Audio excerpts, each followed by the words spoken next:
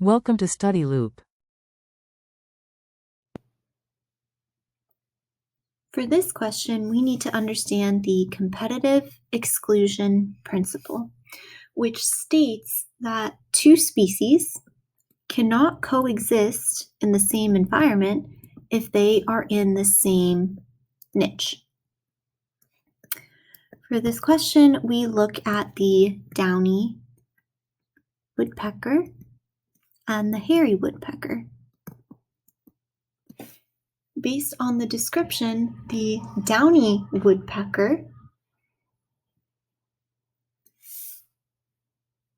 does not compete with the hairy woodpecker.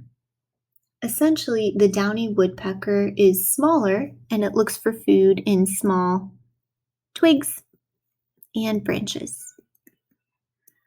For the hairy woodpecker, it finds its food on the tree trunks.